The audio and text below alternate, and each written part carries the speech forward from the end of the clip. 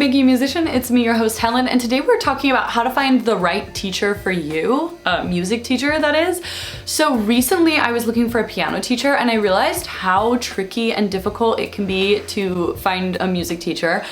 And that's coming from me, a person who pretty much everyone in my life, with the exception of like 2 people that I can think of, are a musician. So hopefully today I'm gonna be able to make that process a little bit easier for you and give you some suggestions on things like different traits you should look in a teacher to figure out who's right for you, and then also how to go about finding and contacting a teacher.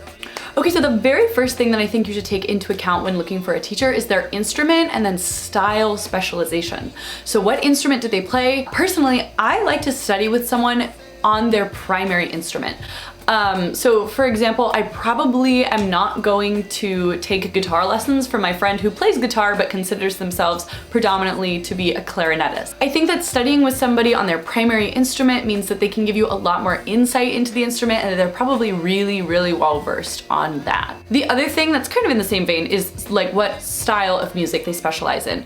So I think that when you're a beginner, you really don't need to focus on this as much as focusing on someone who can give you a really solid technical foundation and just like start you off really well.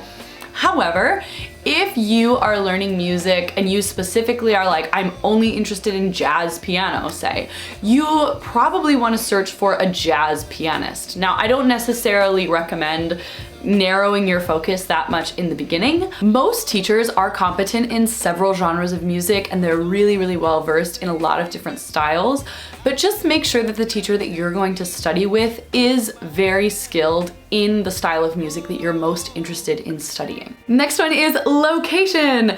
So I've had teachers that I've traveled pretty far for, and I think that it's important to remember that when you're traveling far for a teacher, that's great. Just make sure you're also taking the cost of your commute into account. So I've had teachers that I've traveled up to 45 minutes a week to see, and I was okay with that, but any further than that is kind of difficult for me because the toll of sitting in traffic and then the actual cost of fuel to get to my lesson starts to really add up. I would like to remind you that online lessons are actually a really great option. I know that a lot of people who are not musicians are kind of hesitant to do online options because they think like, how can I really learn how to do this virtually? But I have had a lot of success with virtual students. I have had a lot of success studying with people virtually.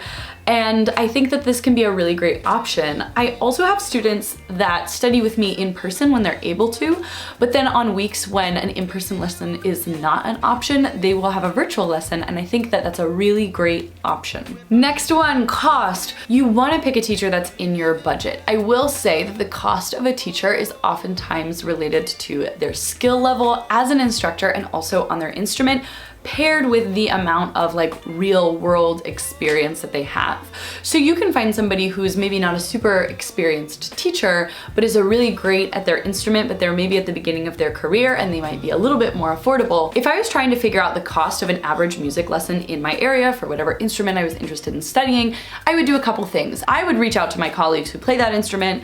But if you don't have that option, I would reach out to several teachers in the area and just ask about their rates and availability, and they will probably be more than happy to share that with you. And that way you can kind of get a sense of what's normal.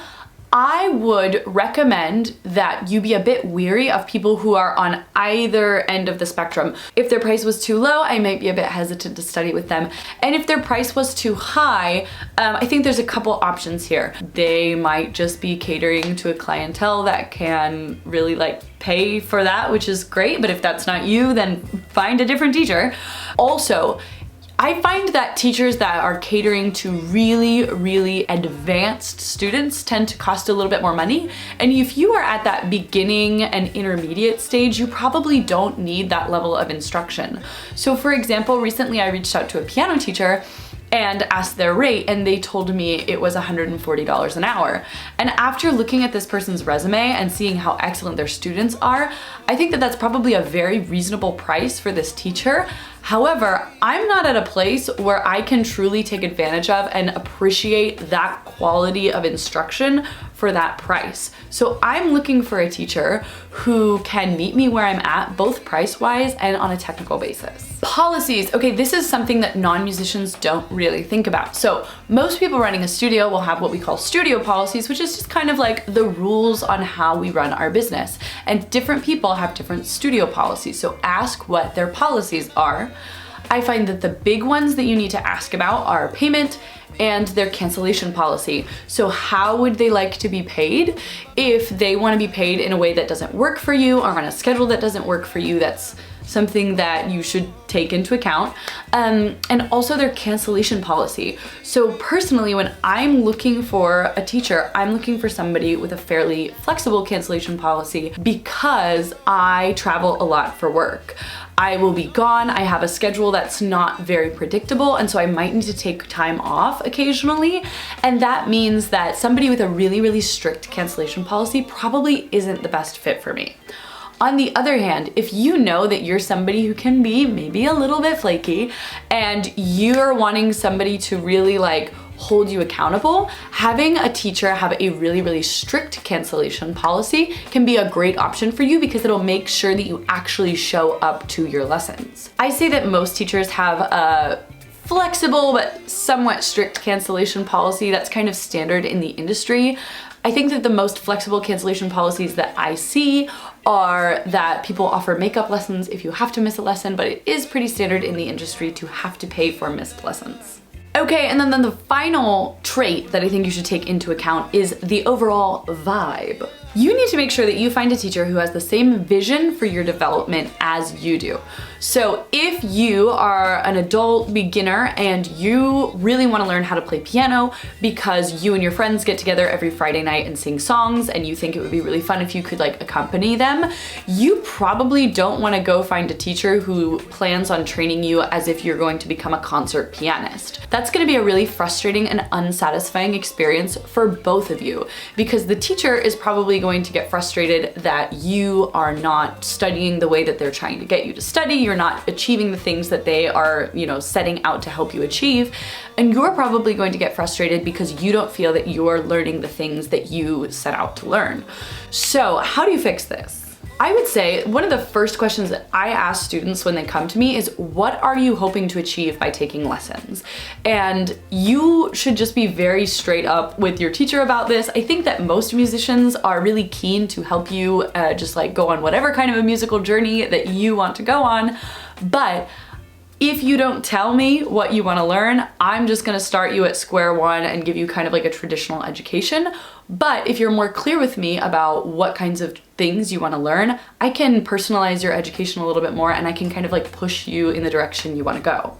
To be clear, an appropriate answer to what are you hoping to get through lessons is absolutely like, I just want to learn how to play this instrument and I'm ready to do that however you see fit. So if you don't really have a very specific vision for your musical education and you just kind of want to see what your teacher says, that's also a really great option. And most teachers are going to be thrilled, ready to go. Yeah. And then the other aspect of vibe, which is such a professional word to describe this, is making sure that your teacher has a learning environment that's gonna be the best for you to succeed in. For example, if you're looking for more of a laid back, fun-focused learning environment, an angry old German woman that beats your hands with a ruler every time you play a wrong note is probably not going to be the best option for you. I would say the best way to get a sense of like the vibe, again, this is the best word I could come up with, I'm sorry, but that's just having a first lesson with somebody. And if after a first lesson you find that, I don't really think this teacher is the best fit for me,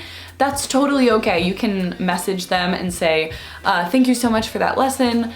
I think that I'm gonna hold off for now, but I really appreciate your time. And nobody's gonna have a problem with that. Well, some people might have a problem with that, but that's not a you problem. So now let's talk about how we're actually going to go about finding the teacher. This can be pretty tricky. I've come up with 3 methods for you. The first thing I wanna tell you is kind of what I don't recommend you do.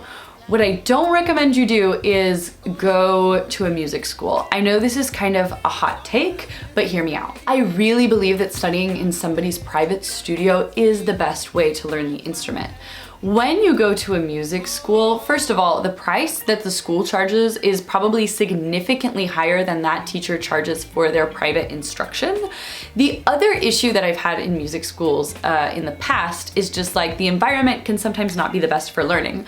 So I remember when I worked at a music school, and it was a very good music school, I was teaching a voice lesson to this woman, and she was a little bit more soft-spoken, and we were singing, and next door there was a beginner tenor saxophone lesson going on, and this poor woman, I couldn't hear her and she couldn't hear me. And so I find that the music school can sometimes just have a little bit more of a somewhat chaotic environment, and that's not always the best route. So for, you know, just like general vibe and also being more cost effective, I personally recommend going the private studio route. The first way that I recommend you find a teacher is word of mouth. So I would simply just ask people that you know. If you know somebody who's taking piano lessons and you are keen to take piano lessons, ask who they study with.